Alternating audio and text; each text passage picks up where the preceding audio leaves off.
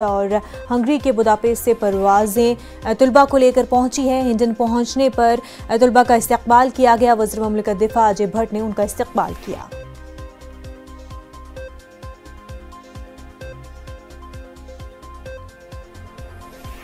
My medical university, the problem is it was in somewhat safer side, so they were asking us to leave before itself, so we didn't have further issues. But in other places like Kharkiv and all, they have like blast, so the students keep on running to the shelter. So it was very difficult. Even though we didn't have, we had many kind of alarms, so we have to keep on running to basements. So it's very difficult for students like in universities of Kharkiv and Sumy because after a long time it's very difficult for them to get food supplies and all.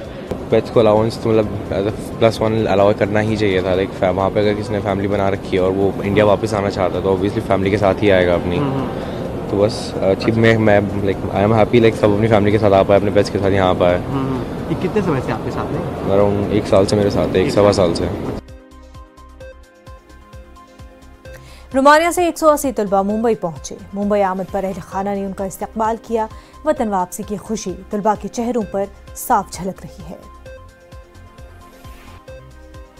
वहीं sand artist Sudarshan Patnaik ने उड़ीसा के पुरी में समंदर के साहिल पर रूस और Ukraine हमले पर सैंड आर्ट तैयार किया है, जिसमें यह पैगाम दिया गया है कि हमले जल्द से जल्द बंद होने चाहिए।